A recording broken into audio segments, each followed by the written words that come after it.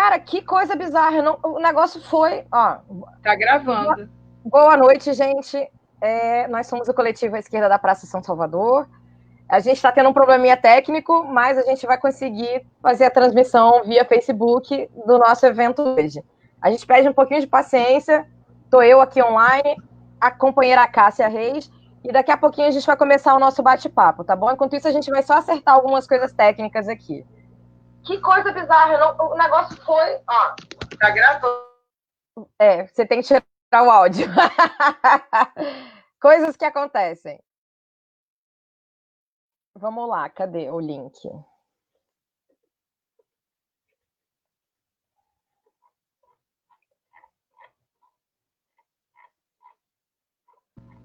Pronto. Deixa eu ver. Bom, a gente já tem duas pessoas vão assistindo, mas eu não estou conseguindo ainda acessar o link. Vamos testar.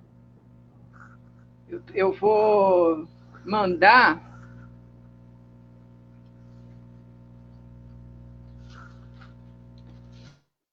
Deixa eu ver aqui se ele já entrou. Bom, ainda não entrou.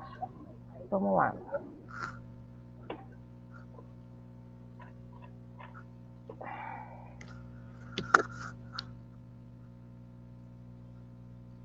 Não, deixa eu ver aqui.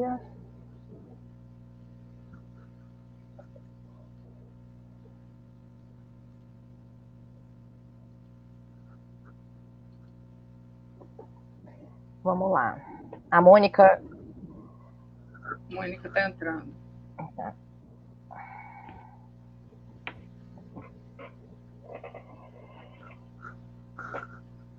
Bem-vinda, camarada Mônica. A gente já está aqui ao vivo no evento. Pronto. Agora o bem-vindo já vai entrar também. Peraí, eu falei com ele. Olá. Que ele falou que estava fazendo confusão. Boa noite. Maravilha. Olá, camarada. Bem-vinda. Eu faço a maior confusão aqui em Portugal por causa do fuso horário. Pois é, a gente... na minha cabeça. A gente perturbando essa hora da noite, né? Não tem hora da noite. Não é. O sol acabou de se pôr. O sol aqui acabou de se pôr. Ai, que então maravilha. Você faz confusão. Tá calor lá. Tá, você pensa que é 4 horas da tarde, já é 7h30 da noite, entendeu? Aí você perde a hora. Fica de bobeira. Bom, boa noite. Boa noite é verdade. Nós estamos ao vivo já aqui no Facebook, na página do Esquerda da Praça. E a gente vai começar um bate-papo. Deixa só, assim, vamos ver aqui se já está tudo certinho. Vamos começar a compartilhar o link do evento.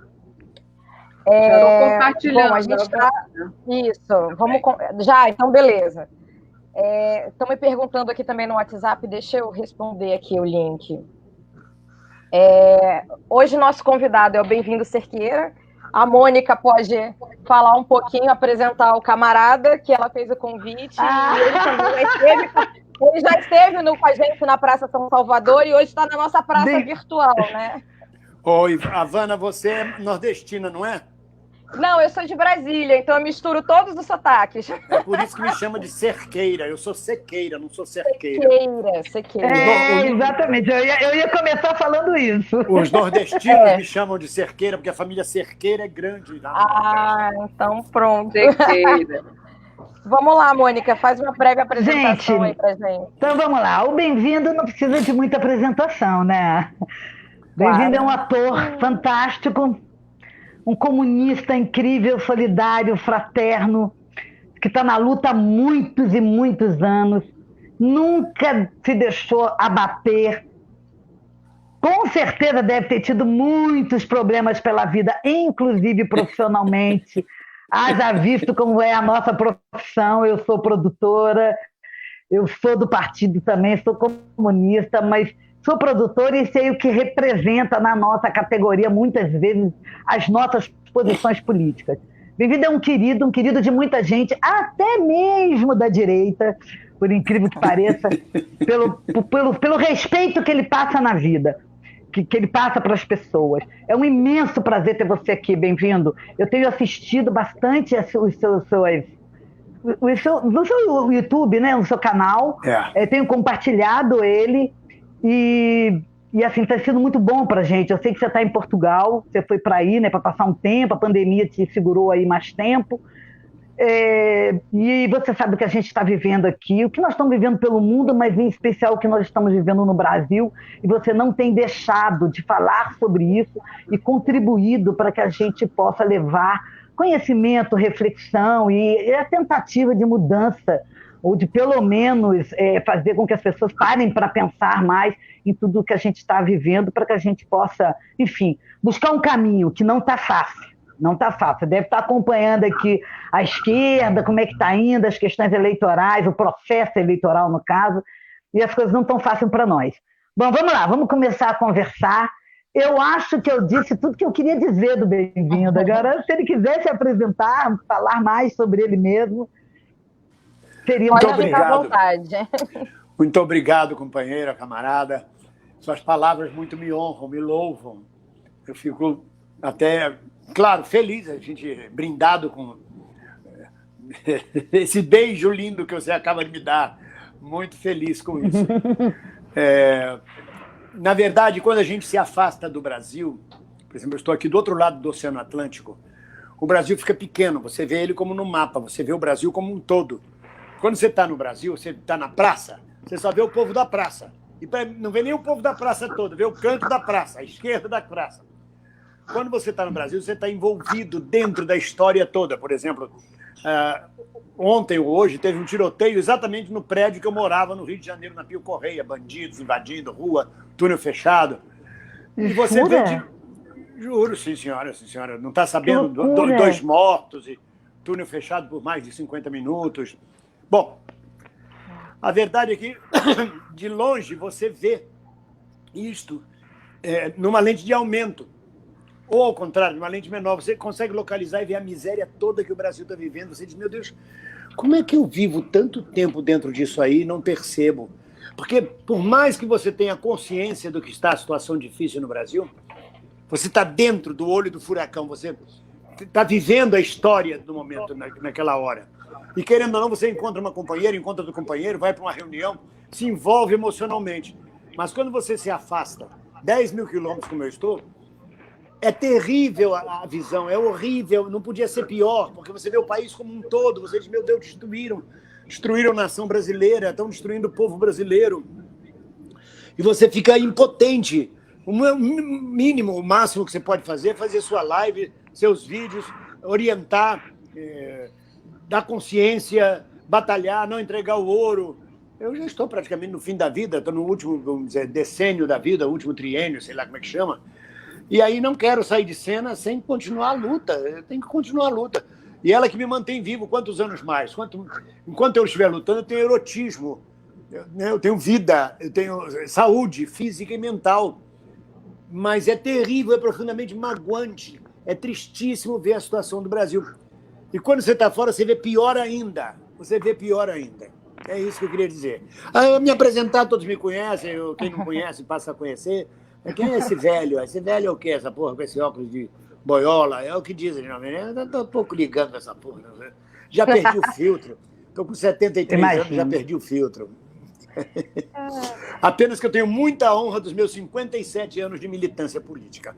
Muita honra dos meus 57 anos. Comecei no PCdoB aos 16 anos de idade, depois continuamos, aí fui para a luta armada, para aquelas coisas todas que nós fizemos, não para o Araguaia, para a luta armada urbana, para as dissidências, para aquelas confusões todas e tal. E por fim, continuei no PCdoB. Então, eu sou muito grato. Na verdade, quem me educou foi o partido. Minha mãe morreu, eu tinha 14 anos, meu pai não era muito presente, foram as tias do partido, as velhas tias de 1935, que me acolheram, vamos dizer assim, que me deram orientação, que me deram norte. Os camaradas do partido que diziam, você tem que ler, você tem que estudar, você não pode fazer isso, você não pode fumar, eles diziam para mim. Estou sacaneando vocês. Bem-vindo. O que levou você a sair do Brasil? Assim? Como é que foi esse movimento? Olha, na verdade, a gente fez as contas e descobriu que a gente podia ser mais feliz. Por exemplo, a distância não impede nada. Eu estou aqui falando com vocês como se eu estivesse no Rio de Janeiro. Hoje a internet, o avião a jato, o Boeing, todas essas coisas permite você estar aqui e lá. Exatamente. Se eu chegar agora no aeroporto do Porto, eu pego um avião de manhã para o Brasil, de noite eu estou abraçando vocês. Então, não tem essa coisa de você está fora do Brasil, você não sabe nada, não, sabe tudo. Eu leio 3 jornais do Brasil por dia, diariamente, leio as lives, acompanho o DCM, acompanho o 247, estou por dentro de tudo, estou ligadíssimo. Então, o que me levou a sair do Brasil? Basicamente, principalmente a minha mulher. Minha mulher está com 76 anos e ela chorava todo dia, já quase entrando em depressão com a presença do Bolsonaro e com a situação do Brasil. Brigou, chegou a bater em gente no meio da rua, e não apanhou não, bateu e queria bater mais. Se não fosse a Sandra Aroeira a segurar ela, sabe a camarada Sandra Aroeira? Se não fosse a Sandra Aroeira, ela enchia a mulher. Claro, Sandrinha? É a Sandrinha.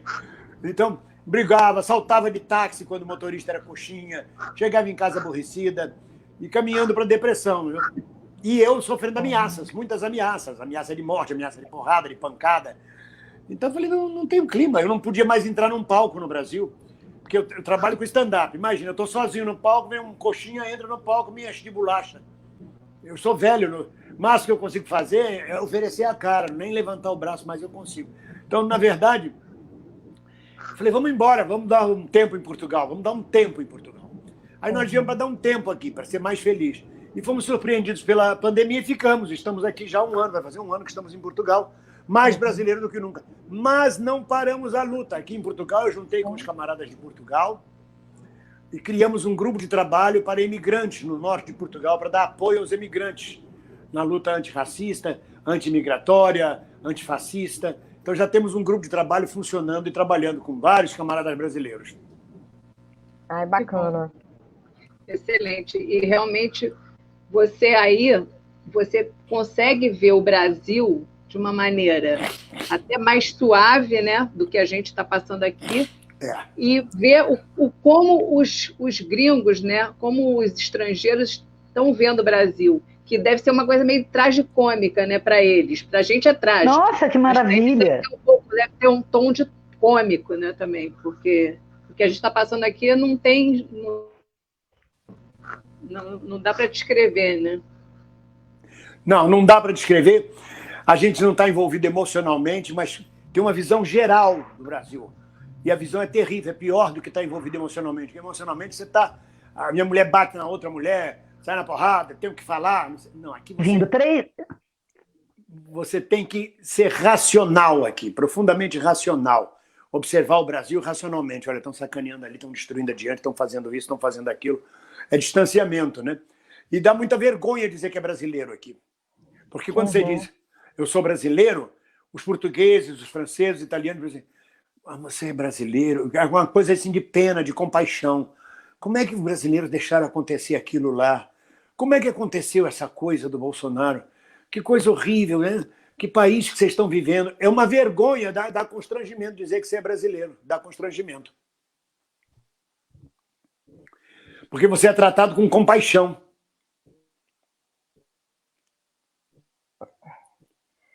Claro. E interessante, há 2 anos atrás eu estava... 2 anos atrás eu estava em Lisboa e estava rolando uma manifestação e quando eu fui perguntar para o garçom o que era... Calma aí, amor. Vai, Mônica, pode falar. Ela está picotando congelada. Ela está picotando, Ela deve estar com o mesmo problema que eu. Não dá para escutar vocês, às vezes. Eu trabalhei durante... Vamos ver. Eita, todo mundo caiu. Não, você que caiu, amiga. Não é o cigarro que ela estava fumando, não? Pode ser, né? Apaga essa ideia. Vamos ver se ela volta. Oi. Mônica? Bom, melhor... Então, eu ia comentar com você, bem-vinda. 2 anos atrás eu estava em Lisboa e eu estava vendo uma manifestação e eu perguntei para o garçom o que era. E era uma marcha da extrema-direita, né, de Portugal, Portugal primeiro, aqueles slogans que a gente conhece ao redor do mundo. E aí eu perguntei para ele, nossa, mas isso que... Ele, não é, todo ano a extrema-direita faz uma marcha, o problema é que antes tinha 30 pessoas, e essa agora tem 500. E como é que está sendo essa relação também, né, da questão da extrema-direita aí em Portugal? A extrema-direita avançou no processo eleitoral. Eles não tinham nenhum deputado na Assembleia da República. Na eleição do ano passado, eles fizeram um deputado e foi uma festa para eles, porque eles passaram a ter assento e discurso na Assembleia da República. Tiveram 1% dos votos. A última pesquisa já dá para eles 7% dos votos. Então já é uma ameaça grande de fazer 2 ou 3 deputados a mais para a próxima eleição. E é o partido chamado Chega. É um partido que vem com esse papo de basta, chega. Isso não quer dizer porra nenhuma na luta de classes. Mas pega os velhos salazaristas, que é velho de 80 anos, tem muitos aqui em Portugal, de 75 anos, que lutaram na Guerra Ultramarina, que eram a favor de Salazar, e pega os jovens que não viveram o salazarismo, que são encantados com a história de uma nova direita, de um Portugal forte. O lema do Chega é por Portugal, pelos portugueses. Então é exatamente o lema fascista, um lema excludente de imigração, compreende? E agora, você fala isso com os portugueses, eu fiz vídeo denunciando isso e tudo, os portugueses não acreditam, eles dizem, não, aqui não vai ter fascismo, as Forças Armadas não deixam. Eu digo, olha, nós também achávamos isso no Brasil, nós estávamos muito bem na nossa democracia. Quando você abrir os olhos, vocês estão tomados, vocês estão implodidos. Isso vai acontecer. Não se preocupe. Eu fico muito preocupado com o que se passa com a extrema-direita em Portugal. Já há grupos neonazistas em Lisboa, no Porto, atuando, fazendo pichações, atacando pessoas. É uma coisa que já acontece em Portugal. E Portugal é extremamente cordial, fraterno. O povo português é muito simples, é muito simpático. E esse país não pode piorar. E eles levam em consideração que são os imigrantes que estão fazendo piorar o Portugal, sobretudo os brasileiros.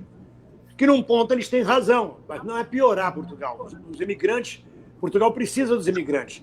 A pesquisa diz que daqui a 30 anos, se não tiver imigração, Portugal encolhe a população e fica com 50% de idosos na sua população. Sem mão de obra para o trabalho. A maioria dos portugueses sai do país, vai trabalhar na França e volta nas férias. Vai ser faxineiro em Paris, vai ser governanta em Paris, essas coisas, porque não tem mão de obra aqui. E são os imigrantes que trazem ou empresas, investimentos, e abrem empresas e pagam impostos, ou os imigrantes que vêm oferecer mão de obra barata, fazendo serviços que os portugueses não querem fazer. Então é uma balela essa coisa de que a imigração prejudica Portugal. Mas isso faz a cabeça. Eles acham que é muito simples. Se não tiver imigrante, o sistema de saúde vai funcionar melhor. Não é verdade. Porque eles acham que os brasileiros, nós somos aqui legalizados em torno de 180 mil. Não legalizados, a gente deve chegar em 250 mil brasileiros aqui. E eles acham que a gente inflaciona o mercado, inflaciona o plano de saúde deles, o Sistema Nacional de Saúde. Acham que a gente mama nas tetas do governo sem colaborar com nada. E esse discurso cola muito, sobretudo nos portugueses mais ignorantes, que pensam menos, que não conseguem ter uma perspectiva do país. Se a gente sair daqui, morre mais gente em Portugal do que nasce. O país diminui. Agora, ao mesmo tempo, o brasileiro, nós temos uma maneira de ser que, para o europeu, e Portugal e Europa, é grosseira, é mal educada. A maneira como a gente fala, como a gente pede as coisas, o tom de voz que a gente usa, essas coisas, para eles, um estupro da cultura deles, da maneira de ser deles, entendeu? Eles chamam todo mundo de senhor, o senhor bem-vindo, o senhor desejo. A minha médica, por exemplo, que é íntima minha, a gente fez uma grande amizade, ela continua me chamando. O senhor bem-vindo está tomando os remédios corretamente? Estou, sim, senhora. É o senhor, a senhora, o senhor doutor. É verdade. Eu tenho um amigo meu que é professor aqui em Portugal, e ele tem a cara do Bin Laden, barba e tudo. Então ele sai de noite, a polícia para ele. Tem 40 anos de idade. De onde está vindo? Para onde está indo? Faz um interrogatório como se ele fosse um marginal. Qual é a sua profissão? Ele diz, eu sou professor. Aí o policial imediatamente baixa a cabeça, pois não, senhor professor, senhor doutor e professor, pode seguir, desculpe-me. Abaixa a cabeça em sinal de humildade diante do professor doutor. O professor é um cargo muito importante em Portugal, porque educa as crianças, forma o povo. No Brasil, se uma professora diz para um PM que eu sou professora, toma porrada até cair no chão. Infelizmente. É verdade. Agora, sobre a marcha, eles fizeram a marcha esse ano, esperavam 10 mil pessoas, tiveram 600. Isso daí também não avança, né? É um bom sinal, né? Que não estão ganhando força. A companheira Regina, ela está fazendo 2 perguntas para você. É mais fácil fazer humor sobre o Brasil de longe e se dá para fazer humor com a pandemia? Não, com a pandemia não dá para fazer humor. É trágico, é tragédia, é um desastre. Talvez só o Bolsonaro consiga fazer humor. Ele e o antigo Michel Temer, que é um vampiro, então podem conseguir fazer humor com os mortos. Não dá. E humor com o Brasil de longe dá, sim. Por exemplo, o Henri Bugalho. O Henri Bugalho está na Espanha e faz humor também. Faz as lives dele. Eu estou em Portugal, acompanho tudo tranquilamente. Agora mesmo acabei de botar no ar um vídeo dizendo que o Paulo Guedes está sendo mais fritado do que a acarajé. E canta aquele samba. Acreditei nessa conversa mole. Ele acreditou na conversa mole do Bolsonaro. Quer dizer, dá para fazer humor, sim. Dá para sacanear muito bem tudo. Inclusive o Gitman. É isso que eu ia falar. Já estão aproveitando aqui perguntando. Pode falar, Cátia. Se você sabe por que o Queiroz depositou R$89 mil na conta da Michele. Olha, tem que perguntar para ele. Tem que perguntar para ele. Então, mas de repente o Bem-vindo tem alguma resposta aí para a gente entender. Não, eu também estou perguntando ao presidente por que o Queiroz depositou R$89 mil na conta da Michele. Por quê? E fica tudo por isso mesmo, esse aqui é o pior. Na nossa conta só sai. A gente está tendo um comentário aqui da Irani, o Bem-vindo, sobre os seus vídeos, né? Gosto muito dos vídeos que levantam o astral. Inclusive, a gente até quer pedir permissão para você, lá no final da nossa conversa, a gente quer encerrar com um dos vídeos, que é de um canal do YouTube. Fala um pouquinho para a gente desse canal do YouTube. Esse canal eu montei ele para os meus netos, que eram nem adolescentes eram púberes, digamos assim. Eles tinham 12 anos, 13 anos. Eles montaram para mim, vovô, precisa ter um canal. Aí eles pegaram meu celular, me abriram esse canal e a gente fez um canal para os netos, para eu brincar com eles, falar com eles. Uma mora na Bahia, 2 moram na Bahia, outra mora em São Paulo, outros moram nos Estados Unidos. Então, já que era longe, vamos juntar tudo num canal. Mas como bons pré-adolescentes, só naquela noite que eles se entusiasmaram, depois já largaram de mão, nunca mais apareceram. O canal ficou parado. O canal ficou parado. E aí, quando foi em 2016, quando começou o impeachment da Dilma, é que eu voltei com o canal. Eu aproveitei, tem um canal, deixa eu fazer uma mensagem. E ele bombou mesmo quando o Lula foi conduzido coercitivamente para o aeroporto de Congonhas. Que às 7 horas da manhã eu vejo a notícia que o Lula estava sendo conduzido e não havia nenhum dirigente, não havia ninguém da esquerda ou acordado ou pronto para orientar a massa, vamos dizer assim, a nossa massa de esquerda. Então eu entrei pisando firme na orientação política, e detonando aquela história e tudo mais. E aí bombou, porque foi a única palavra que apareceu naquele momento. Depois vieram os dirigentes, veio todo mundo, em socorro de Lula e tal. Então, o canal foi crescendo. Antes eu fazia um vídeo por semana, depois 2 vídeos por semana. Nunca pensei em fazer o canal, ou fazer um canal para falar. Foi acontecendo.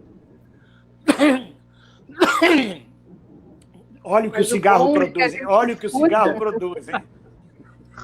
Viu, Mônica? Bem-vindo, mas eu fumo pouco, é cigarro de palha, eu fumo pouquinho. Bem-vindo, deixa eu jogar uma bomba aí para você. Como é que você está acompanhando o processo eleitoral? Sim. As conversações sobre candidatos, um entra, outro sai, aí vai ser um, depois é outro. Você está do lado. Eu estou perguntando mais na preocupação da esquerda, porque eu acho que nós não vamos ter um candidato mesmo da esquerda como um todo, e isso vai dificultar muito para nós. Talvez você não goste da resposta, mas é o que eu digo. Não tem problema. Não preciso eu gostar. Sou pela unidade. Quem é que tem chance de ganhar no Rio de Janeiro? É isso. Então vamos juntar todo mundo com a Benedita. Quem tem chance de ganhar em São Paulo é o Boulos, então vamos juntar todo mundo com o Boulos. Ou a gente junta ou a gente não chega nem no segundo turno. Por que está essa confusão toda? Porque os partidos tornaram-se ontológicos. Eles precisam sobreviver, existir, independente do povo, do país, dos problemas. O meu partido não pode acabar, então sacrificam tudo em nome da existência do partido. Então, sai com candidatura solitária, talvez faz um vereador ou 2 vereadores na legenda, para o partido continuar subsistindo. E as bases e o povo ficam de fora e não entende por que não fazem unidade, e não entende por que não junta. E ficam atrás de verba partidária, e ficam atrás de cargos, ficam atrás de fazer mais bancada. E nessa história toda, o povo que se lenhe, o povo que se dane. O mais importante é o partido é mais importante que o Brasil, o partido é mais importante que o camarada, o partido sempre foi isso, tanto faz ser no PCdoB como no PT, em qualquer lugar. O partido tem que continuar existindo, não pode acabar. Seja lá em que custo isso tiver. É muito desagradável. Eu sou pela unidade completa das forças de esquerda. Não, é exatamente isso. Eu acho que essa discussão a gente tem feito bastante aqui. Eu também concordo com você, não estou discordando, não, pelo contrário. Uma das questões assim, que me deixam mais aflita, é porque a situação que a gente está vivendo é muito grave, é muito mais sério do que a gente lutar contra ou fazer campanha ou eleições que estavam lá o FHC, ou enfim, PSDB, a direita do Brasil. É diferente, não é uma direita politizada, digamos assim. Então, nós estamos numa situação muito mais séria e muito mais grave do que em tempos passados. E o que acontece? Quando não se une, quando não consegue se fazer a unidade, a gente sabe que a gente não chega, não é no segundo turno, bem-vindo, eu acho que a gente não vai chegar nem em quarto, quinto lugar, essa que é a verdade, entendeu? E vamos ficar nas mãos de ser um ou outro e dois candidatos piores, entendeu? Pior do que qualquer coisa, não tem. Aí você vai votar nulo, aí você vota nulo e você dá o voto para eles de qualquer maneira, né? Porque voto nulo, infelizmente, no Brasil não tem força para barrar uma eleição. Então, assim, a continuidade. Eu cada vez mais, eu fico muito... Eu inclusive, estava para ir para Portugal, eu só não fui porque eu demorei a me organizar e tal, e depois que estava tudo organizado, veio logo a pandemia, era uma coisa que eu não estava dizendo para ninguém. Na hora que eu tivesse ainda, que eu ia contar, por isso que as minhas colegas do Coletivo à Esquerda não sabiam. Como eu só vim depois, eu só falei depois que eu estava aqui também, a mesma coisa. Pois é, porque eu tenho amigos aí, eu trabalhei, eu fiz um projeto que eu fiquei 5 anos trabalhando com Portugal e outros países de língua portuguesa. Esses meus amigos me perguntam muito. Eu cheguei a dizer assim, gente, tem que ter uma puta antropóloga para estudar o que está acontecendo nesse país, porque não dá para acreditar. Não é só um governo fascista, é ver pessoas, é ver seu vizinho, que antes era um amorzinho e que, de repente, o cara vira um fascista capaz até de te agredir fisicamente. Isso é muito sério. Então, eu acho que, sei lá, é horrível dizer isso, mas às vezes eu fico pensando numa certa irresponsabilidade dos dirigentes dos partidos em relação ao que a situação agora, né, da questão eleitoral. Inclusive, o companheiro Cláudio Totti fez uma provocação aqui, né? Devemos abrir igrejas, então? Assim, a Irani comentando, né? Se a esquerda não se unir, vai ser catastrófico. A Regina Almeida, que também é do coletivo. O problema não é a esquerda, né? São as esquerdas. Então, assim, é uma situação que, de fato, a gente está lidando com um fascismo no Brasil que cresce, né? O que a gente pode fazer? As pessoas não estão acreditando muito, né? Não sei. O que a gente pode fazer, bem-vindo? Eu fiz um vídeo dizendo como o torturador está internalizado em nós. O que o Bolsonaro faz há mais de 1 ano e meio, uma tortura diária com a gente, com o povo brasileiro, sobretudo com a esquerda. Cada dia ele fala uma bobagem, uma ofensa, ele lança um projeto que ofende o povo brasileiro, que ofende a classe trabalhadora, e a gente vai internalizando como Fleury, como Frei Tito internalizou Fleury. Você amanhece com esse Bolsonaro dentro de você e dorme com esse Bolsonaro dentro de você. Aos poucos, no final de 4 anos, a gente vai sentir falta. Cadê o meu torturador? Cadê o síndrome de Estocolmo? Esses 2 meses que ele ficou calado, a gente sentia falta. Não tem matéria, não tem o que falar. Cadê o torturador? Esse filho da mãe, ele está conseguindo isso. Ele está conseguindo internalizar um torturador dentro de cada um de nós. E a coisa é muito mais séria, muito séria. Inclusive, né, o título, né, desse evento que a gente criou foi, né, a pandemia e o pandemônio, porque é isso que a gente está vivendo no Brasil. E aí, mudando um pouco o rumo da conversa, a Leila, que também é do nosso coletivo, a Leila Tavares, ela colocou aqui, a cultura é também uma vacina potente contra o pandemônio. E a sua percepção, bem-vindo, com relação a como a cultura está salvando a gente, está ajudando a gente a lidar com tudo isso? Eu não vejo assim. Eu vejo a cultura a nível do chão, derrubada, caída. Também não. Fazer live ou vídeo de cultura não tem pele, não está ao vivo, não está junto. Não chega no povo, a gente fica na nossa bolha. A cultura está derrubada no Brasil muito antes de Bolsonaro. Por exemplo, teatro só fazem monólogo. Uma pessoa ou duas, quando muito, em cena. Não quer gastar dinheiro com cenário, não quer gastar dinheiro com empregado, não pode, não tem dinheiro para gastar. Então faz sozinho. Os teatros viraram shopping center. Tem espetáculo às 2, às 3, às 4, às 5, às 6. Você não pode ter cenário, não pode ter luz própria, tem que trocar correndo. Então faz você sozinho, que também fica fácil de viajar. Então, do ponto de vista das artes cênicas, nós estamos ferrados, campados, acabados. Do ponto de vista da teledramaturgia, né, você tem ainda alguns resquícios, mas caiu muito o Ibope, a audiência. Porque, bem ou mal, a teledramaturgia da Globo, ela influenciava o Brasil. Saramandaia, Senhorzinho Malta, Paulo Gracindo, toda essa gente criava uma nacionalidade. Se não tivesse novela, a gente estava assistindo série da Netflix o tempo inteiro, enlatado o tempo inteiro na Rede Globo. E as novelas é que vieram salvar o emprego e a teledramaturgia, a dramaturgia brasileira, embora folhetim. E assim por diante, na música, na cultura, nas exposições. Você tem um prefeito que sai correndo para fechar uma exposição de arte, porque ele acha que ele é o dono da arte, da cultura, que ele acha que a estética e a ética dele é que tem que prevalecer. E assim por diante. Então, a cultura pode ajudar, sim. E em tempos de ditadura, em tempos de recessão, a área da cultura é que mais resiste. E, mais uma vez, os nossos políticos pisam na bola. Eles acham que a cultura é secundária, não percebem o quanto a gente movimenta comercialmente. Como é que a gente provoca turismo, por exemplo, em São Paulo, para ver teatro. Antigamente era assim, o executivo vinha de Manaus, ou de Fortaleza, ou de Porto Alegre, vinha a São Paulo, fechava o negócio, pegava um avião e ia para o Rio de Janeiro ver teatro, ver cultura. Agora é o contrário, ele não vai ao Rio de Janeiro de jeito nenhum, que é só tiroteio, violência e nenhuma cultura. Ele fica em São Paulo mesmo, São Paulo pegou tudo para si. Então, na verdade, a cultura está muito ruim no Brasil. A prova disso é que o quinto secretário especial de cultura é o Mário Frias, que foi um garotinho de Malhação. O que ele tem para apresentar como currículo é que trabalhei em Malhação.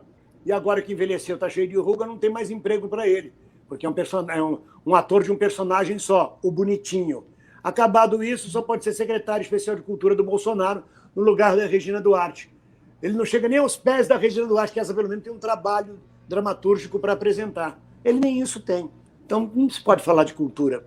O que eu aprecio muito, fico observando, é a cultura da periferia.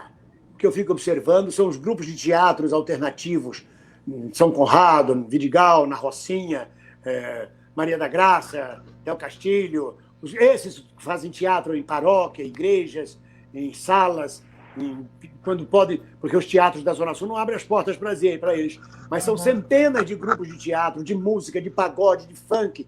Essa é a cultura que está prevalecendo. Essa é a cultura que está acontecendo no Brasil, que é marginal, que é alternativa, que não depende de financiamento público. Então, isso aí tem que olhar bem. O teatro burguês, falo especialmente do teatro, que é a minha área, está dominado, na linguagem do tráfico, está dominado. Ele fica restrito ao shopping da Gávea, no Rio de Janeiro, e a um teatro no Leblon. Ele está cercado de grupos alternativos. Cercados. Se você tem 400 grupos alternativos e cada um tem 30 espectadores, você tem 1.200 espectadores assistindo teatro no final de semana. Você não tem isso nos teatros da Zona Sul do Rio, atualmente, né? Antes da pandemia, inclusive. É isso. É verdade. Quer fazer comentário, Mônica? Que você também é da área da cultura, né? Eu tava vendo até a Regina colocar aqui, né, que a cultura se diverte. É verdade, a cultura tem o seu papel, sim, não vou negar, né? Para reflexões, enfim, é formador de opinião. Mas se não tivesse o teatro como o Gitman faz, como outros grupos fazem, o que seria? Porque não é isso mesmo, não tem nada, entendeu? A gente não é os grandes teatrões agora, em escala pior, porque teatrão sempre houve, sempre existiu os grandes teatros, o que a gente chamava de teatrão, né? Mas hoje eu acho que tá pior, entendeu? E é isso mesmo, é monólogo, ou é aquela peçazinha fácil, o cara já não tem mais aquela coisa do cenário, do figurino, a leitura de mesa, lembra disso, bem-vindo? A gente fazer leitura de mesa, trabalho, estudo mesmo. Não dá mais tempo para nada disso. Todos são assim. Não dá mais tempo para nada disso, entendeu? Então, assim, aquele teatro eu fico sempre me lembrando da minha militância jovem, né? Que era aquela coisa que o teatro... A gente era até assaltado pelos policiais, teatro adentro, e eu não vejo mais essa coisa pulsar. Vê sim na periferia, como disse o Bem-vindo. Vê sim nas regiões, inclusive nas regiões mais longe, Caxias, na área de Duque de Caxias, Nova Iguaçu, nessas regiões aí, você ainda vê muita coisa, você vê grupos, você vê movimentos, tem movimentos.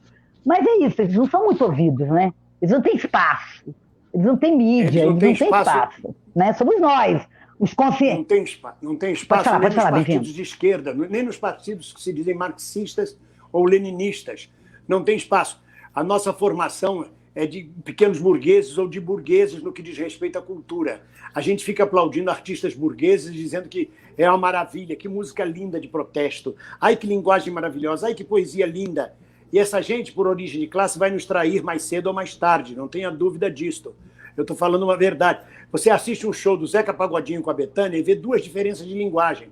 Você vê a Bethânia cantando, as letras que ela escolhe, o gestual que ela faz, denota a origem de classe dela. E ver o Zeca Pagodinho cantando, a linguagem dele, o gestual dele, denota a origem de classe dele. Uhum. Então, na verdade, a esquerda tem que investir muito mais nos alternativos, nos periféricos e naqueles que representam uma linguagem do proletariado do que aqueles que representam a linguagem burguesa. Os que têm uma linguagem burguesa, eles já têm apoio de mídia, eles já existem por si só, eles são o status quo. E a gente fica batendo palma e achando, que maravilha, que posição que ele tomou, que coisa ótima. Bom, isso é uma posição ideológica. Vamos falar, por exemplo, o Adnet. O Adnet é maravilhoso, está tomando posições maravilhosas no humor. Mas ele faz isso não por origem de classe, por posição ideológica. Mas quem tem origem de classe proletária, mais cedo ou mais tarde, nunca vai trair sua classe proletária. E se trair, é um Judas, é uma ovelha fora do rebanho. Está aí o Hélio Negão às costas do Bolsonaro, é aquela coisa estranha, aquela coisa que ninguém sabe o que esse camarada faz atrás do Bolsonaro. Ele serve para quê? Foi o deputado mais votado. Mas no próprio gestual dele, no próprio imagem dele, ele é proletário, não tem para onde negar. Então você diz o que esse proletário está fazendo do lado desse fascista? Uhum. Vou só ler aqui o companheiro o Gitman Vibranovski, né, que é um ator, autor, produtor, ele é do Militantes em Cena, e o grupo Militantes em Cena tem feito uma experiência muito interessante de teatro virtual aos domingos. Inclusive, quem quiser, a gente sempre compartilha as atividades deles aqui na página do Esquerda da Praça. Ele colocou aqui: esse teatro virtual está ajudando muito os militantes em cena, no sentido que estamos atravessando fronteiras. Temos tido espectadores em todo o Brasil e até em Portugal. E como a Regina também lembrou, né, os militantes em cena fazem atividades em escola, sindicato, eles já fizeram uma apresentação no Esquerda da Praça. E é isso, né, a arte nesse formato marginalizado, mas com uma linguagem acessível, né? Não um teatro burguês. O Militantes em Cena não tem uma linguagem burguesa, mas não tem mesmo. É uma linguagem brechtiana, uma linguagem direta, de contato com o público, uma estética que não é a estética burguesa, é uma outra coisa. É muito bom, é muito bom. É um bom trabalho. Mas é isso que a gente estava falando, né? São esses espetáculos, esses grupos, esses trabalhos que estão aí, que estão se colocando, que estão se posicionando, mas não tem... tem entre nós, mas eu digo assim, não chega ao grande povão, apesar de que os militantes em cena tenham atingido bastante, até porque depois do espetáculo eles fazem debates, eles discutem, fazem debates, isso é muito interessante, o processo é belíssimo, é muito interessante. Infelizmente eu só vi uma vez, porque eu sempre acabo perdendo o horário. Com essa história de ficar presa dentro de casa, essa história de isolamento, a gente perde horário dessa, né? Quando eu vou ver, já passou a hora. Mas eu participei e vi o debate como é rico. Mas é isso, né? Quer dizer, a gente precisava demais, a gente precisava de apoio, e eu concordo com você, Bem-vindo. Eu acho que a própria esquerda, eu sou de um partido de esquerda, eu sei disso, a própria esquerda não dá o valor real a esses grupos, inclusive os grupos de hip-hop, sabe, esse povo que tem a poesia, que tem a música na poesia, né, falada, a tal da música falada. não tem o apoio que deveria ter, né? Como não tem as rádios comunitárias, como não tem a TV comunitária. Eu tiro por mim mesmo. Eu faço meus vídeos e a esquerda praticamente não compartilha. Uns companheiros compartilham, como você e outros, mas eles compartilham o do Vivier, compartilham o Adnet, porque são globais, porque estão na mídia da burguesia. Nada contra o Adnet e o Vivier, são colegas que eu tenho com maior respeito por eles estarem na luta. Mas são os companheiros que preferem endeusar os globais, vamos botar entre aspas, mesmo que não seja da Globo, os globais, do que endeusar ou trabalhar os trabalhos alternativos, quem está fora da bolha. Por exemplo, vocês já ouviram falar do Negão da BL? Eu não. Não, eu não. Pois é. Ele é atualmente o maior, como é que chama? Maior viralizador da rede. É um negro que a mãe é evangélica e bate nele cada vez que ele fala uma bobagem. E é muito engraçado. Ah, eu sei quem é, meu filho me mostrou. Sei, bem-vindo, meu filho assiste, já sei quem é. Então, seu filho assiste, mas não assiste a Jandira, não assiste a mim. Vamos dizer assim, em tese. Você vai dizer, ele assiste você, tá? Mas o Negão da BL atinge muito mais. E o linguajar dele, a postura dele, tem muito mais a ver com um discurso popular e proletário do que o nosso discurso, o meu discurso, o Chico Buarque, que fica dentro da bolha, querendo ou não. É disso que eu estou falando.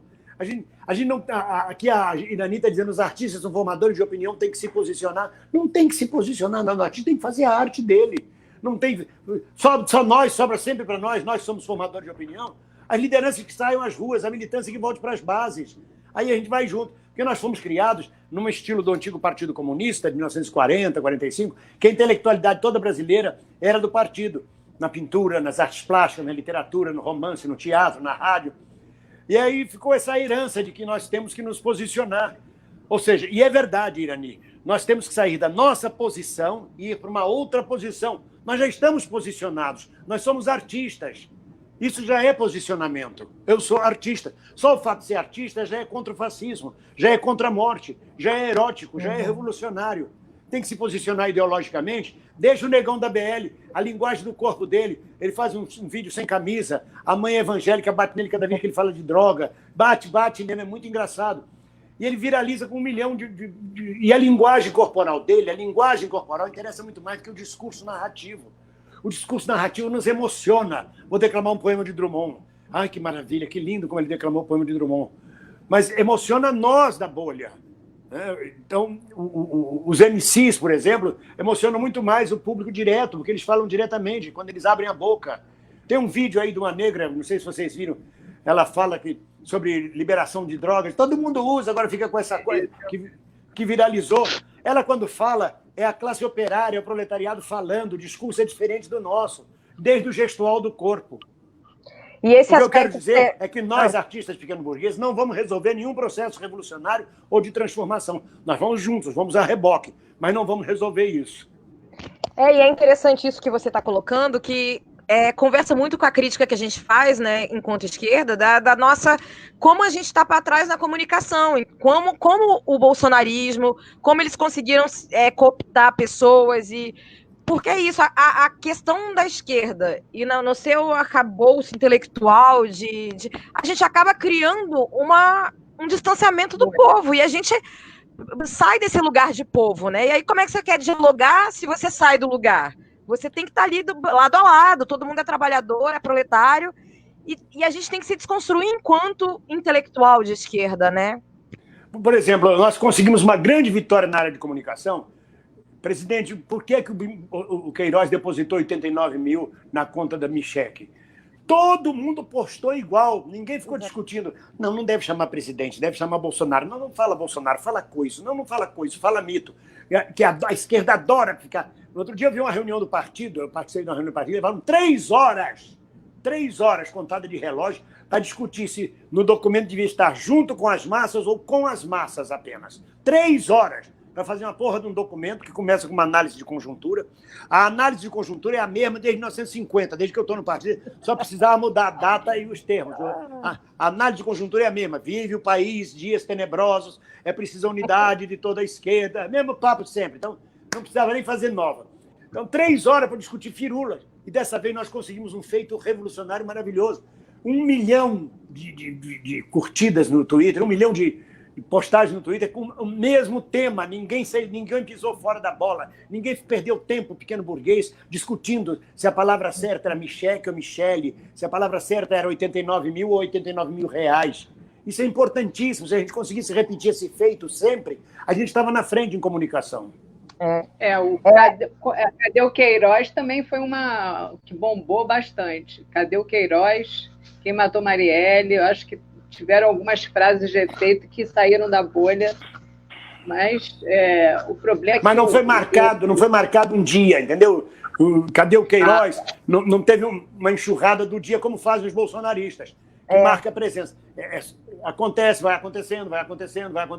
Ali não, ali foi naquele dia e naquela hora uma enxurrada completa. É disso que eu estou falando. É como os bolsominions fazem com a gente. A gente conseguiu uma comunicação de massa nas redes sociais e com peso, assim, maravilhoso, né? A gente conseguiu mobilizar e, como o Bem-vindo falou, foi compartilhado, por exemplo, no Twitter por milhares de pessoas e pessoas com visibilidade, né? Bem-vindo, a Regina está perguntando aqui, você diria que ser artista é ser revolucionário? Não. Ser artista é ser profissional. Você trabalha em qualquer regime. Me pagam, eu estou trabalhando. Pronto. É minha arte que eu faço. Ser revolucionário pressupõe uma ideologia revolucionária, um partido revolucionário, uma direção, nem um partido, uma direção revolucionária, uma orientação revolucionária, uma capacidade de entender os meandros da burguesia, não se deixar levar, não se deixar seduzir pelo canto de sereia da burguesia. Para ser revolucionário é preciso romper com muita coisa. Para ser revolucionário, você sabe que você está na Globo vendendo sua mais-valia.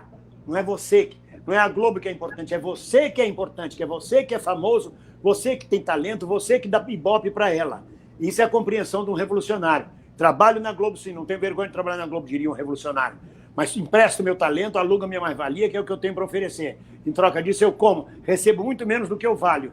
Mas isso é ser um artista revolucionário, tem uma ideologia revolucionária e uma prática revolucionária também. Sabe? Não dá para você ser do PT, ser petista fanático e revolucionário, e aí muda o governo, vem Fernando Henrique Cardoso, você larga, sai correndo, vai apoiar Fernando Henrique Cardoso para pegar uma verba para fazer um filme. Isso não tem nada de revolucionário. Sim. É complicado. Mas foi a cultura realmente que depois do golpe foi golpeada em primeiro lugar, né? Isso aí foi uma coisa característica desse processo também de desconstrução e de paralisação do povo brasileiro, né? Foi através do início, né? Primeiro passo foi a destruição do Ministério da Cultura, né? Exatamente. Eles vieram diretos em cima da gente, com papo de que a gente fazia a Revolução Gramsciana, que fazia Gramsci, uma cultura marxista-leninista. Não tem nada disso. Porra, se fosse uma cultura marxista-leninista, nós estávamos em outro país. Não tenho dúvida disso. Eles se a gente vivesse no comunismo que eles pregam, né? Tudo é comunismo, a gente já está muito melhor do que a gente está, né? Deixa eu dizer uma coisa para vocês, a minha bateria está fraca. Se eu cair, eu vou pegar uma tomada e colocar e vou voltar. Tá entendendo? Tá Fica claro isso. Quer ir lá pegar a tomada? Oi? Quer pegar a tomada? Pega Se eu pegar, porque assim, eu estou no iPhone. Ou eu coloco o microfone, ou eu coloco a tomada. Se eu botar a tomada, vai cair a qualidade do meu som. Então eu prefiro ir até onde vai. Até o limite. Porque não, e a gente, colocar aqui que a companheira Cristiane Granha colocou aqui no dia 31 de agosto vai ter uma tentativa de mobilização, hashtag Dia Dilma e anula o golpe, né? Que também é uma...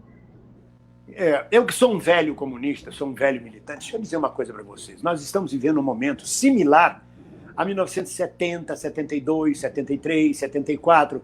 A classe trabalhadora desmobilizada, os artistas apenas resistindo, a gente resistindo, a Diné, do Vivier, eu, Osmar Prado, resistindo, levantando a bandeira, mas a gente num descenso e num recuo gigantesco. É em 75, com a morte de Vladimir Herzog, que ocorre a primeira manifestação pública contra o regime. Ou seja, entre 68, entre o AI-5 e 74, foram 6 anos de marasmo, de tédio. Até em 75, de novo, começar a se mobilizar. E depois vieram as greves em Osasco, em Contagem, depois em São Bernardo do Campo. E aí, em 78, a gente continuou avançando na luta, veio o movimento da anistia. Então, a gente está vivendo um momento muito similar a essa época. A gente tem que entender isso e saber que a paciência é uma virtude revolucionária. Saber esperar o momento e não desistir da luta, não entrar em depressão. E trabalhando, ajudando o povo a se conscientizar, né? Assim, de maneiras... Fazendo o que a gente pode fazer, Inclusive, em questão da arte, né? Esse papel do Militantes em Cena, eles são itinerantes, eles não têm um lugar. Então, onde eles puderem ir, então eles podem ir em comunidade, eles podem ir em qualquer lugar, e com a própria arte, né, eles conseguem passar concepções, né, conceitos que as pessoas, de repente, se forem ler, se forem escutar alguém falando, não vai adiantar. Hoje mesmo eu vi não foi artístico, mas eu achei bem interessante, um carro de som enorme em Ipatinga saiu falando lá contra o governo Bolsonaro. Também é uma maneira de chamar atenção. Eu sei que é uma coisa antiga, mas chama atenção. Temos que esperar, temos que continuar trabalhando até o momento da mudança da economia. A gente que é marxista sabe que o que voga é a mudança da economia. Assim que a pandemia acabar, que vai acabar, ou que tiver vacina, a gente vai cair de bunda, de cara, no desastre econômico brasileiro. Vai perceber que não tem investimento, que não tem estrada, que não tem construção, que tem desemprego. Aí o bicho vai pegar, a massa pode ir para a rua. Aí é diferente. Tem que esperar o momento certo. Está aí a greve dos Correios, dos funcionários dos Correios, né? Tem que ser apoiada. A gente parte do princípio de que todo trabalhador que faz greve é revolucionário. Eu acho um bando de coxinha que pediu a queda da Dilma, sabe? Rasgou bandeira do PT e agora apertou o rabo deles, estão lá. Eu, como esquerda, sou obrigado a apoiar a greve deles, mas eu não tenho nenhuma simpatia. Porque, mas tinha companheiros bons lá. E onde estavam esses companheiros bons quando a Dilma foi impedida? O que ficou para nós foi a imagem dos funcionários do Correio fascistas, de direita, sabe? Isso aí... Já estou de saco cheio de apoiar a merda.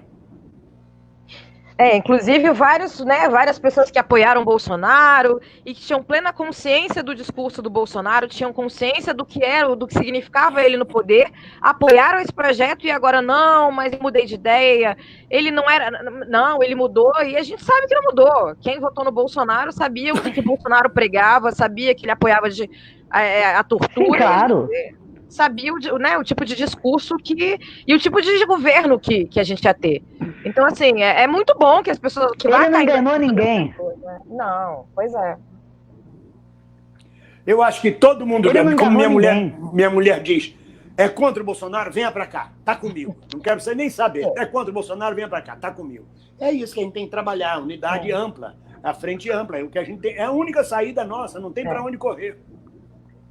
É verdade. Gente, a gente vai caminhando aqui para quase uma hora de conversa. Vocês querem fazer mais alguma pontuação? Querem falar mais alguma coisa para a gente encaminhar para o fim do nosso bate-papo?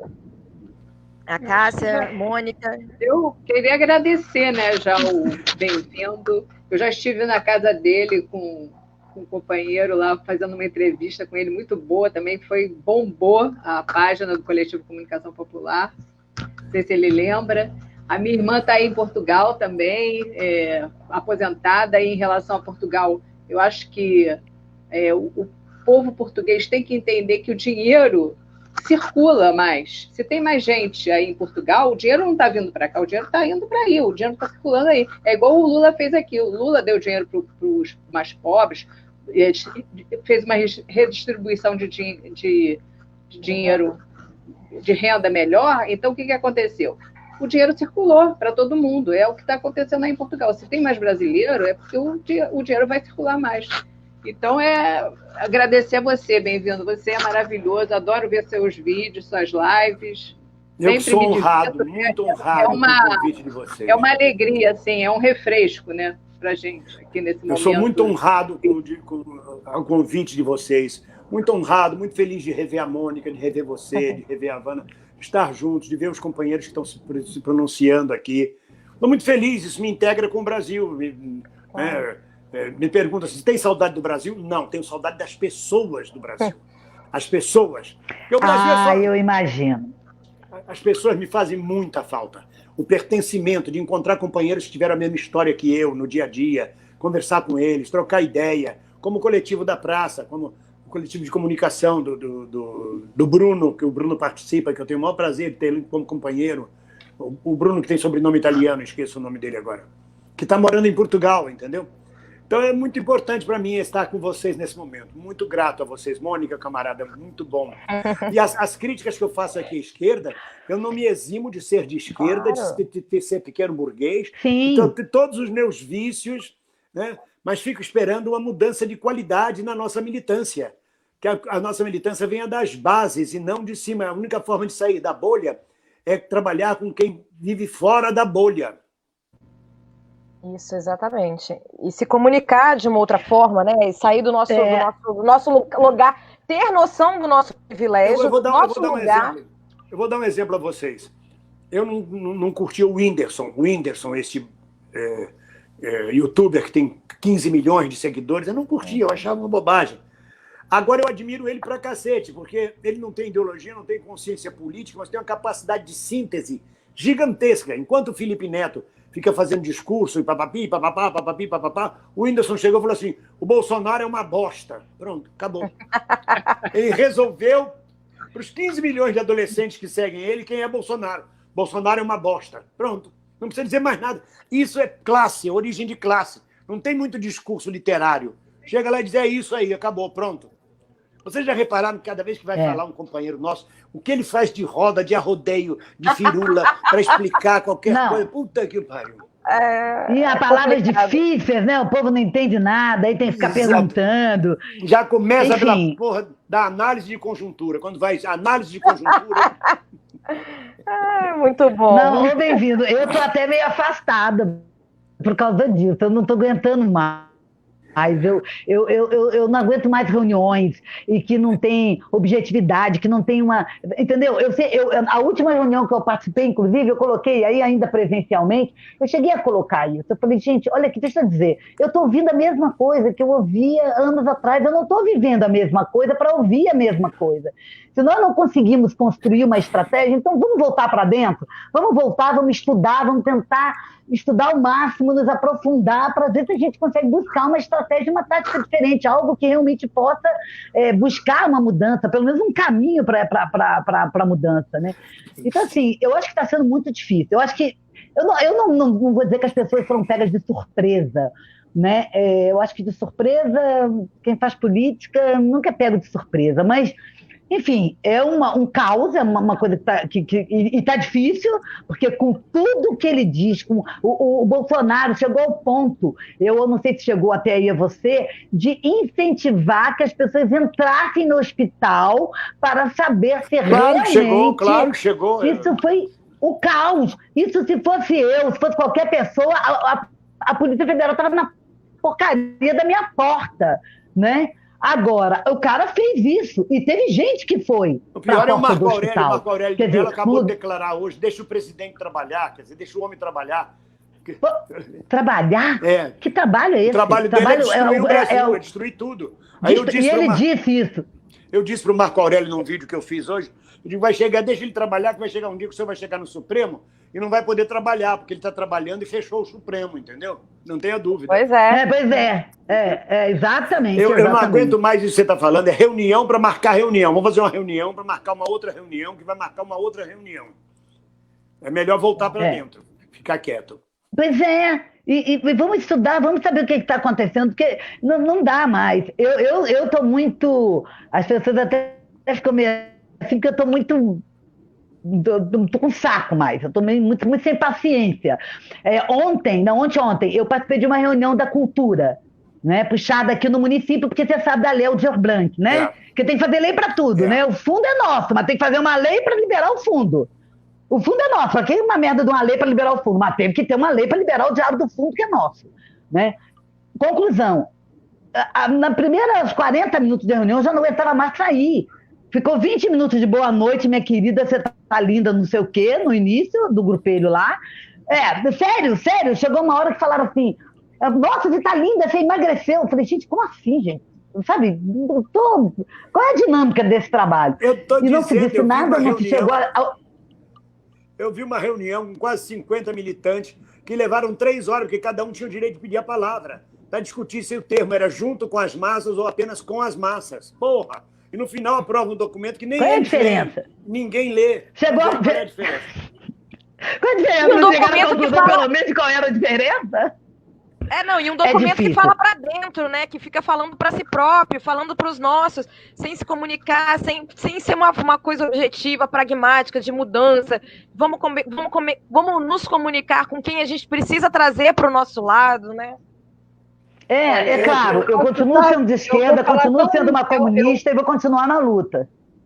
Eu só quero falar uma coisinha. Eu acho que, claro, concordo que a gente tem que furar a bolha, a gente tem que ter uma linguagem diferente, a gente tem que saber como falar com o povo, mas a parte intelectual que tem que ser passada para o povo. O povo tem que entender.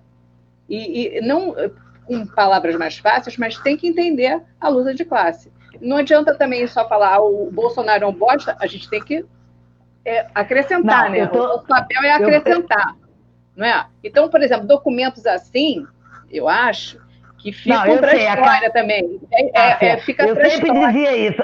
Precisa ter até respaldo desses momentos, desse período tão tenebroso que a gente está passando. Então, não adianta também, o Bolsonaro é uma bosta, ótimo. Mas escrito, histórico, eu acho que é importante. Eu não sei, eu sou novata da política, não tenho tanta bagagem de militância, né? Então, para mim, tudo é novo, eu vou absorvendo tudo aos poucos. O bem-vindo caiu. Bom, gente, eu acho que a gente pode, então, encerrar, né, com o vídeo dele. Mônica, acho que também... Ixi, todo mundo caiu. Mônica travou.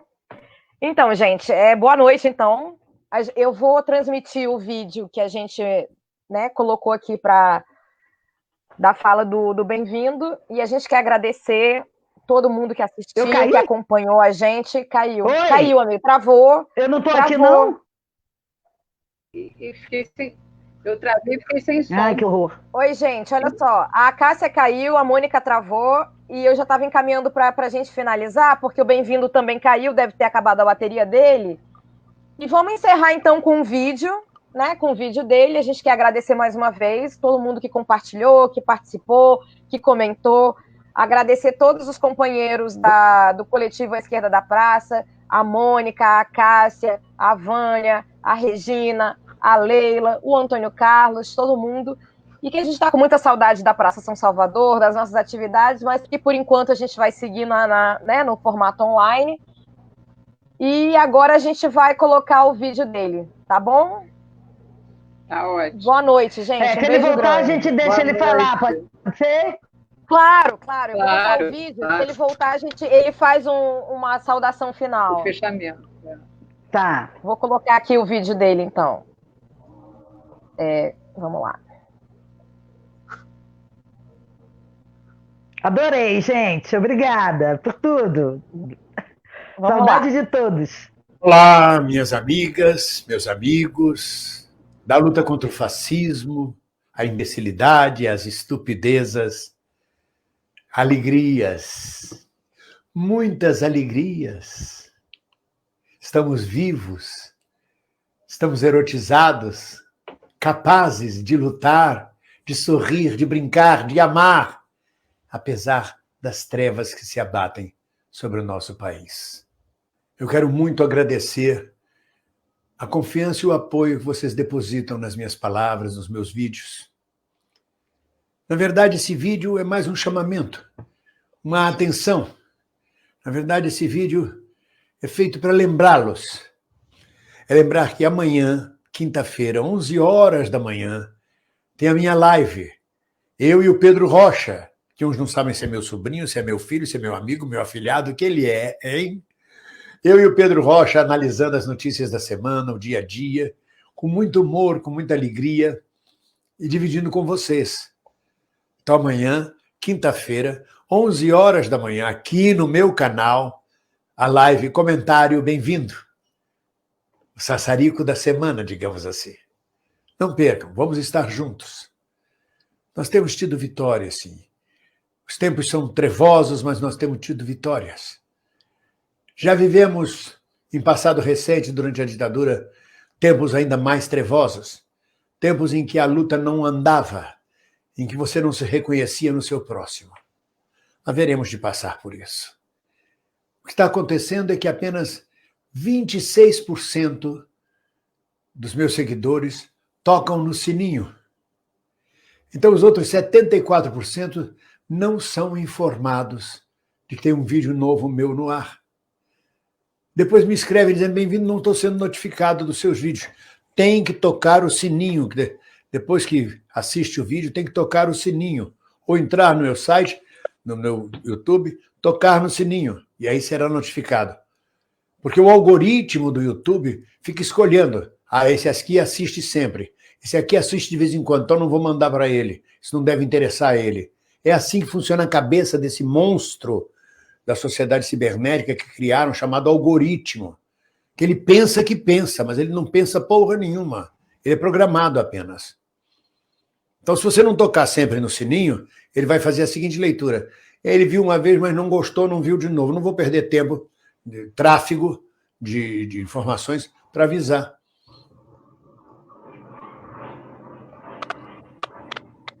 O bem-vindo, a gente estava transmitindo, né, o seu vídeo. E então, esse vídeo é só um lembrete. Eu preferia que vocês transmitissem o vídeo de hoje mesmo. O que eu lancei que o Paulo Guedes está sendo fritado mais do que a acarajé. Tá certo. E então pode fazer uma saudação final para a gente, depois que você fizer, a gente coloca então o vídeo do acarajé. Tá bom. Vocês desculpem como eu previa. Exatamente. A gente já estava... Olha a Mônica aí. Meus camaradas, meus companheiros, um abraço. A gente não desiste da luta. Nós temos 100 anos de lutas, desde os anarquistas, antes dos comunistas, no 1900, 1910, e a gente não desistiu da luta. Nós somos a mosca que pousou na sopa da burguesia. A gente é o pentelho na vida deles, desde a Revolução Francesa, desde que a esquerda surgiu. Então, um abraço para vocês. O fato da gente criticar não quer dizer que a gente desiste da luta, não.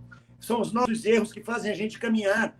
E a neurose de que nós temos que acertar, e vamos acertar, com certeza. A camarada de vermelho, perdi o nome dela. A Cássia. A Cássia. Eu ouvi sua explanação antes de cair, viu, companheiro? Ela agora caiu. E ela caiu. É para dizer ela que eu ouvi a explanação dela toda e quando eu ia responder, caiu. Mas ela também está correta. Tá bom? Um abraço para vocês, muito obrigado. A gente agradece muito a sua presença, viu, bem-vindo? Foi maravilhoso. Tá, os comentários aqui são... E aí, gente, então, para terminar, a gente vai colocar o vídeo dele, Guedes mais fritado que acarajé. E aí, todo mundo, vamos compartilhar, curtir o canal, colocar o sininho, compartilhar os vídeos e dar voz aos nossos, de uma outra forma, de uma forma engraçada, de uma forma inteligente. Então, boa noite a todos e todas. Vou botar o vídeo aqui pra gente. Boa noite. Boa noite, bem-vindo. Em maio eu estou em Portugal com a minha filha. Vou procurar você. É um prazer de receber. Vamos lá, então. Ela vai lançar o livro dela aí. Que ótimo. Ah, minhas amigas e meus amigos da resistência ao fascismo, às imbecilidades e às estupidezas. Alegrias, alegrias, porque a gente está vendo o Paulo Guedes ser fritado. Acompanhe.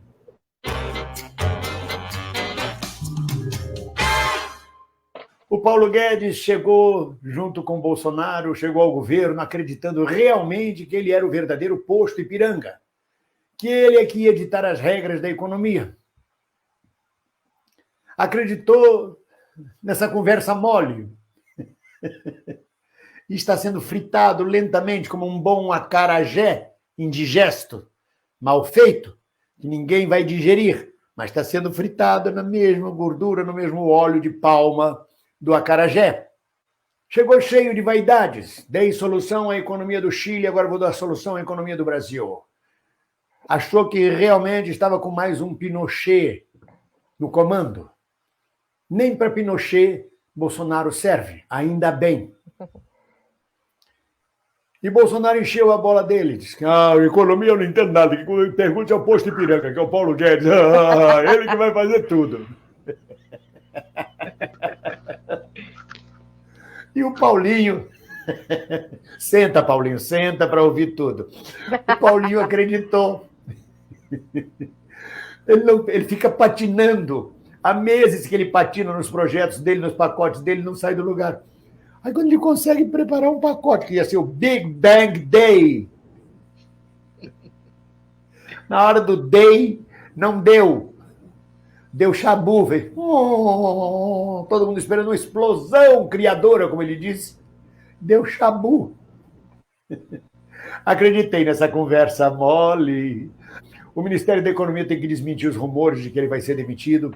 Isso é muito ruim para a economia brasileira, é muito ruim para a imagem do Brasil exterior. Soma-se a ele a imagem de Bolsonaro, dos ministros, toda essa camarilha, como diriam os antigos comunistas, essa camarilha, a Rádio da Albânia falaria isso, a camarilha que está no poder. E a verdade é que ele está sendo fritado mesmo. Não tem solução, Paulo Guedes. Você não consegue dar um passo. E você acreditou no escorpião, né? Não, não vou lhe picar, não. Me deixa atravessar o rio. É da essência dele. Só ele que interessa. Ele. Ele pode não ter projeto nenhum, mas ele sabe o que é que ele não quer. E o que ele não quer é muito maior do que tudo que ele quer. Fiquei metafísico, de repente. Seja lá como for, a gente vai assistir sua queda de mãos dadas, Paulo Guedes. Todos nós aqui, mãos juntas. Ninguém solta a mão de ninguém. Um abraço. Olá, você gostou desse vídeo? Gostou desse canal? Então inscreva-se no nosso canal. Inscreva-se. E não esqueça, depois de se inscrever, de tocar no sininho.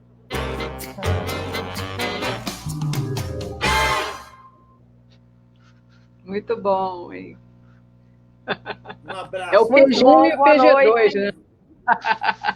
Muito bom. Muito bom estar com vocês. Igualmente, gente. Um beijo grande, Valeu, boa noite. gente. Tchau, tchau. Valeu. Valeu, um beijo.